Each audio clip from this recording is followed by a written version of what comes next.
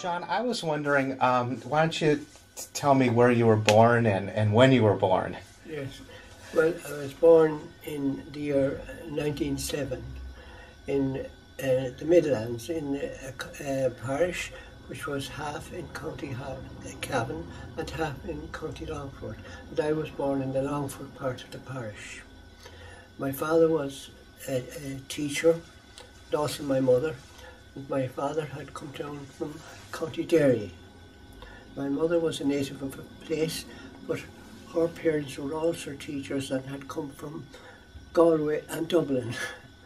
So I'm a mixture. What was your father's name? Sean Cassidy. Uh-huh. And what was your mom's maiden name? Elizabeth Cassidy. She was Cohen originally, and that's a Western name. And how do you spell that name? Pardon? How do you spell that? Coen. Cohen. And did your father spell his name with the O, with the hyphen, and then Caiside? Yes, that's right.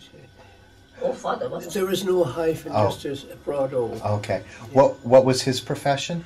A teacher, national teacher. And he taught in a two-teacher school. Both my parents taught in the same school. Oh.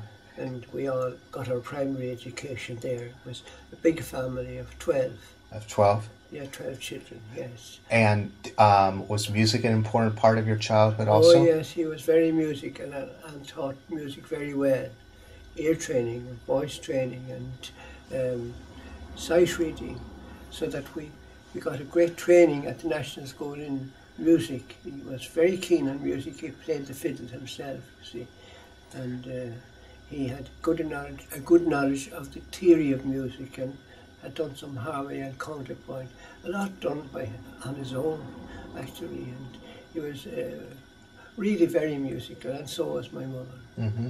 Yeah, my mother was very musical too. Did you, were your grandparents alive when you were a child? Oh, they were. They were teaching in the same parish, and my grandmother was principal of the girls' school, and my grandfather principal of the boys' school. Each two-teacher schools together, side by side. So it's quite a tradition of one moment.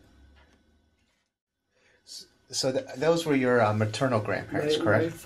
My father's parents, they were from Derry. They were farmers in Derry, near Mahara. Okay. Yes. Did they have any teaching background on their side, or was it more of the farming tradition? I don't think so. I don't think they had any teaching background. They were more a farming community, and. Was there Cassidys that lived in that area? Yes, they had various occupations, but the principal one was farming. Their relatives, his relatives, were farming people in the same district. Yeah. Now, when you grew up, were there many Cassidys that lived in your area, or were you one of the few families? No, there weren't many Cassidys in our area. It isn't a Midlands name. There are a lot of Cassidys now, of course, in the north, and of course they have spread out over Ireland. There are a great number of Cassidys in Dublin city and in County Mayo, and generally in many counties, and not so numerous as you go south. But there's still very many Cassidys in the country, all over. Did you go on to university training in Dublin, or was that elsewhere? No, I went to the training college in Drumcondra, and then after. What county is that in? Pardon? What county is that in? In Dublin, in Dublin City. Okay. St. Patrick's Training College is a big training college in Dublin City, and at that time the course was 2 years or 3 years. After that I did 5 years at the university, but I was working. I did the university course in the evening. And I did 5 years, which finished with an MA in Educational Science. When did you know that you wanted to become a teacher? I thought that My father encouraged us to go for teaching because he thought it was a very good training and a very good occupation. And he liked teaching himself, and he thought that the teacher's life was a good life and a very rewarding life, teaching children. Did you find that to be the case? I did. At first I found it difficult enough to assert myself and to project myself, but later I enjoyed it immensely, and I loved the children. What did you teach? A particular grade or a particular subject? No, I taught all the subjects on the school curriculum. Where did you start as a teacher? I started in a very poor district in Dublin, but I wasn't long there. I got an appointment then in St. Patrick's College. That's the schools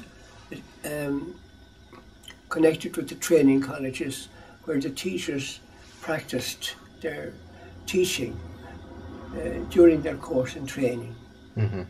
The schools were on the same grounds as the training college. Yeah. Oh, so you were back where you had started. I was back where I started, and in that school all subjects were taught through Irish. The children didn't have Irish at home.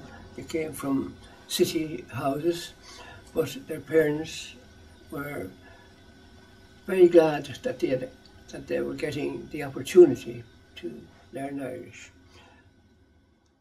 Well, I'd like to go back to the first school that you taught at. What was the name of that school? That was St. John's. It was in John's Lane. At that time, there was great poverty in Dublin, in parts of Dublin, and the people were very poor. What part of Dublin was that in? That was down near the Quays, near the Liffey, around Francis Street.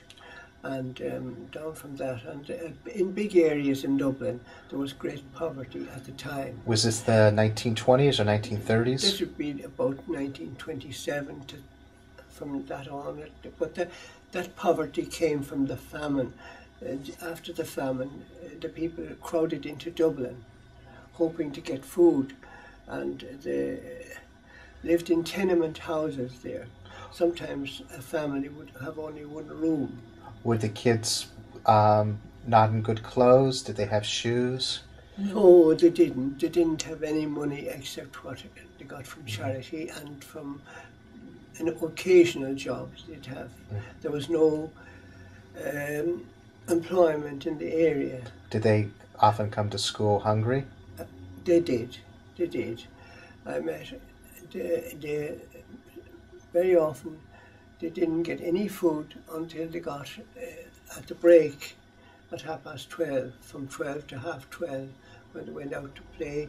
They got the penny dinners in Francis Street. They were a charity, and that was the first food they got. Really, they might provide a bun and a cup of milk for them or something like that. But the first real meal they got in the day was at 12:30 or 12, when the break came, and they were able to go for the penny dinner, as I said, in Francis Street. Did you teach them music at that time? Yes, I taught them a lot of singing. I was very interested in teaching singing, and they were very fond of music. Very, very fond of music. Mm-hmm. And of course, we sang at other times during the day, to break the monotony, sing a song, you see, even if we're doing a lesson in arithmetic, and a song was a great break in the work. Did you grow up in your household singing? Yes, we grew up singing. And how did your father teach you music or song? Well, he taught it well at school. And he taught us a lot of songs, and we sang those very often. Did he know how to write music himself? He did. He was good at writing music. He'd be able to jot down a tune. If he heard a tune, he'd write it down, you see, and we'd have the words and music. He was very talented. Did you develop that talent yourself? Yes, I did. I have no problem writing down a tune or even harmony from hearing it. Yeah. I heard your father had a also a bit of a medical expertise, or He if people was. would be injured, they'd come to him? He was very interested in medicine, and he had what he called his medicine chest, with all his medicines, which were out of our reach, up on top of the dresser in the kitchen, a high dresser, and the medicine chest was on top of that, and he had everything that was available in medicine, in medical bottles at the time. Now, how did he? Was this just a side interest of his, or did he study this and carry it with him? He didn't study. It was a great interest, and he was very good at setting bones. If a person in the neighbourhood, if they broke an arm or a leg or something, he'd be called, and he'd put what do you call it? Splint. Wooden lengths of wood to get the bone into place, and bandage it with the pieces of wood, slender pieces of wood, straight pieces of wood, to keep the bone in position. So when the doctor came, a very good doctor we had at the time, he didn't interfere with that. He said, "That's very well done, I couldn't do that better." And he left it. And that meant that he was able to give the first aid very well. In most sickness he was called, I don't know why, but they believed that